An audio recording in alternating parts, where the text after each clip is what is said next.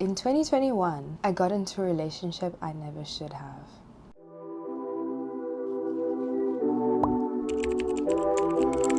Where you been and where you hiding?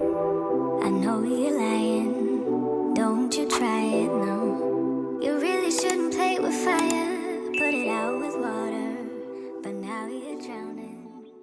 Welcome back to my YouTube channel. If you haven't already, please subscribe, drop a like, leave a comment. I cannot emphasize how much I appreciate the support. So, last week I dropped a Q&A on my Instagram telling you guys that you guys can ask me questions, which is honestly so scary. Like, I've always been someone who doesn't like sharing the personal part of their life on social media. So I had to write down your questions on a piece of paper and hide them in a phone cover because I don't have another phone. So let's hop right into it. What was filming Miseducation like and how did I get cast? Like I said, I don't like sharing my personal life on social media, so you guys have no idea how hard it's been not telling people that I was filming this the whole time. I was in matric at the time, so this was after prelims, right? We were about to write finals. We were also preparing for matric farewell. So on the same time, I'm preparing for my matric farewell, getting my hair done, getting my nails done, and I am shooting for Miseducation. So how it happened is a casting agent reached out to me and they said, hey, look, we have this role that we want someone to fill and we think that you may be good for the role, so we want you to audition. Sent my audition tape through, and to be honest, I didn't really think much of it and I didn't even think I was gonna get casted for it. And about a week later, I get an email and they're like, congratulations, you're casted for playing Tuli. I'm like,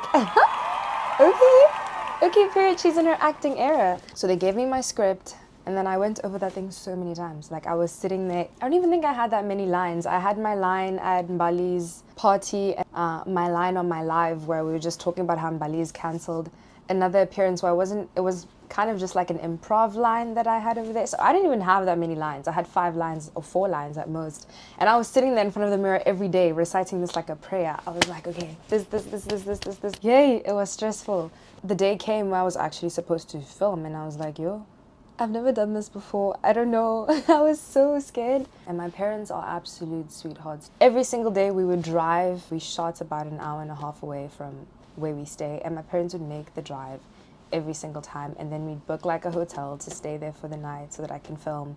And then I have to be back home for fittings for my MD the next day. So it was hectic. And the hours were crazy too, because we'd film for like 12 hours. So it'd be like from 3 a.m. to 3 p.m. type thing. It was so much fun, especially this one scene where Tuli's on the live and it kind of scrolls from the live back into the party where Costa Titch is performing there, so rest in peace.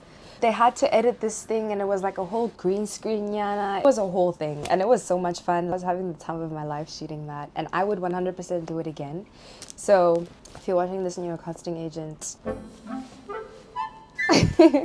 what is your home language? Okay, so I feel like as South Africans especially, we need to talk about this.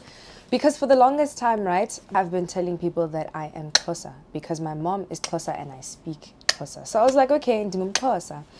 And then people tell me, well, what language does your dad speak? And I'm like, no, my dad is Tswana. Then they're like, no, you're not Xhosa. You're Tswana. You are what your dad... But I'm like, why would they call it mother tongue if it's not my mother's tongue? My mother's tongue is Xhosa, therefore I speak isiXhosa. But yeah, that's basically it. My mom speaks Xhosa, my dad speaks Tswana. We speak Afrikaans as well because my mom's mom is colored and then my granddad is black and he's Xhosa. So, dingum Xhosa, that's what I speak. How did you get famous? I love this story so much. I never had a plan to build my following. It was lockdown. I was in grade 10 during lockdown, mind you. Wasn't going to school, I was in my room, I was bored.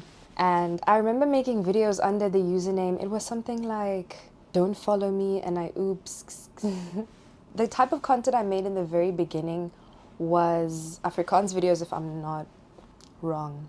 Because that's when my one video blew up where I was rapping in Afrikaans to Cardi B and Megan Thee Stallion's WAP. I made an Afrikaans version, and then I made another song where I was rapping about COVID and how I was just over everything. And then I started getting into rap more, and I started mixing it up with the languages, rapping in Afrikaans, isiXhosa, Setswana, mixing it up, and kind of just doing that.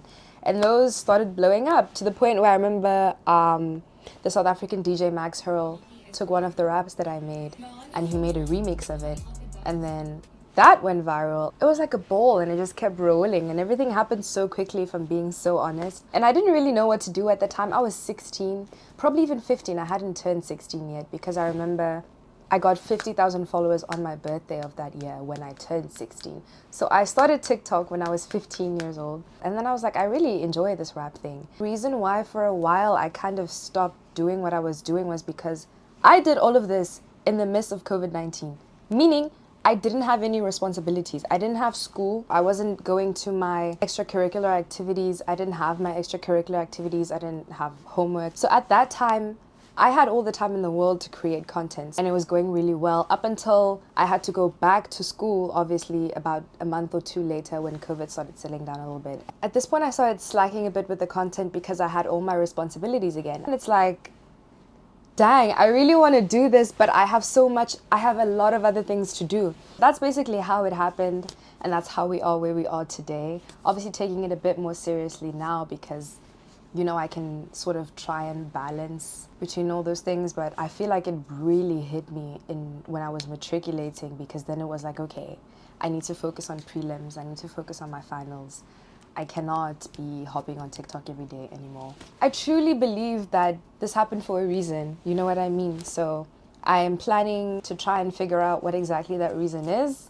But in the meantime, I'm really, really, really grateful for everyone who stuck around and who is still sticking around. I love and appreciate you guys so much. How long do I plan on staying in America for? I think I plan on staying here for a while, to be honest. I love home. Guys, I miss home so much.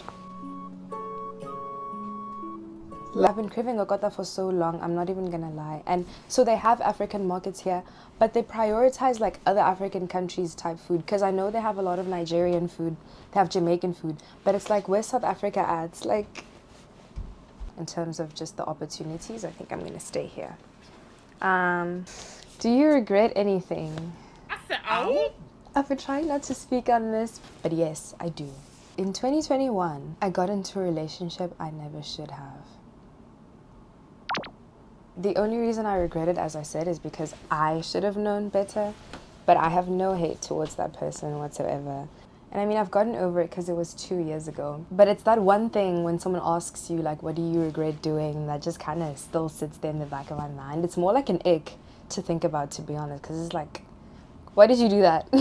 Started working with a company and there was a bunch of influencers in this company, and I started talking to one of the influencers who at the time told me that they were not dating anyone. Although I had seen posts and videos of this influencer and their girlfriend together. I didn't think too much about it. I didn't ponder upon that. I wasn't sitting there like, oh. Until we started seeing each other and this would become a recurring problem. Something's going on here. Something's fishy here. And it was at that point where I started getting really inquisitive about it, and then they would lie. Ciao. At this point, it's the festive season. My family always goes to Cape Town in December to see my other family. And so I invite him to come with, and I'm like, okay, let's go to Cape Town and have like a cute vacation out of it. So I meet his dad at the airport for the first time, in person at least. Then he meets my parents, obviously, in Cape Town. We get to Cape Town, and this is when things really start getting icky.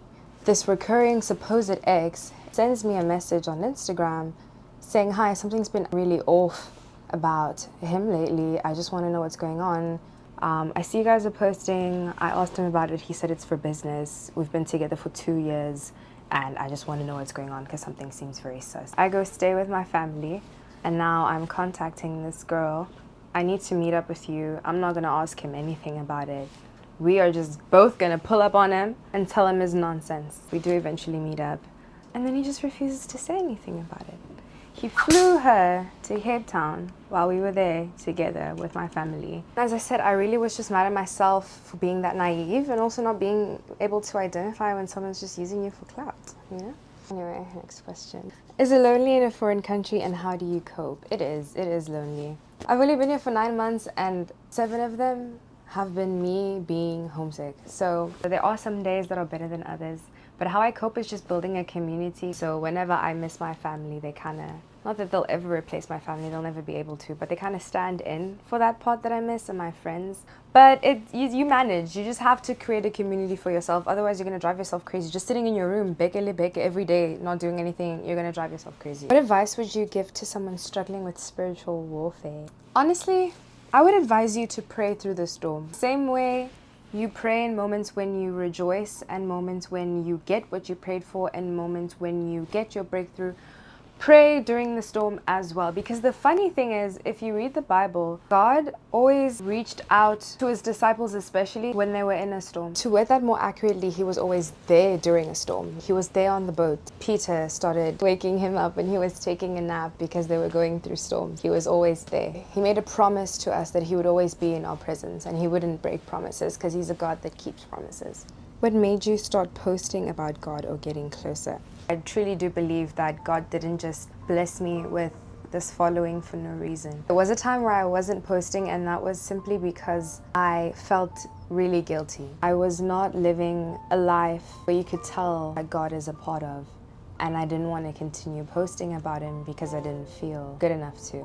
I realized that I wanted to stop being lukewarm. Truly, anyone who tells you that they're perfect and their walk with God has been perfect is not being truthful. For a while, I just completely shut down that part of my life, and I put this wall between God and I just stopped posting. A month ago, that's when I came back to God and I was like, hey God, I know I've been gone for a minute, a good minute at that. But I'm tired. I'm tired of trying to do everything on my own. I need you. And that's why I'm back to posting. I'm back to spreading the word of God. Now just really listening to the word of God and what it is that he wants me to do with my platform. As your younger self, have you always wanted to be what you are now? No, because she wanted to become a doctor. Now we're into marketing and social media. Younger Faye. We didn't become what you wanted to become, but that's okay. Do people ever ask me invasive questions in my DMs? All the time. They'll ask me the most invasive questions ever, and I obviously so blatantly ignore them too when I'm live, and people keep asking them. And it's like, obviously if I'm not answering your question, it's because I'm not comfortable with doing so, and people will keep asking them. How do you always stay so calm? Do you ever get angry? This is proof that social media is fake, because lately I've actually been really short-tempered, and it's something that I've brought to God and I'm trying to work on. I don't know where it comes from. Like, the smallest things just make me want to snap for no reason. If you're talking about social media, if I get a negative comment, most of the time I will either just ignore it. If someone does comment something extremely out of pocket, just to keep my peace and my peace of mind, I'll just block the person. I really don't like conflict at all, so I'm not gonna post, call this person out on a public platform. They probably want that. They want your attention. That's the only reason I can think of, because I don't see why you would purposely go out of your way to say something negative about someone. I'm not an angry person, but I do get short-tempered sometimes, at least lately, like the past 2 to 3 weeks or so. That's why it's been so hard for me to even start this YouTube channel, because I was so scared of the backlash. I haven't gotten any, and I love it because it's giving me confidence to kind of try and post more, getting out of my shell, because I think I am an introverted person. So I really do appreciate it. I appreciate you guys interacting as well. We got to 3,000 subscribers. Super excited. Thank you for continuing to watch my videos. Let me know what you guys want me to do next. Comment below. But yeah, thank you so much for watching the video. Until I see you guys next time.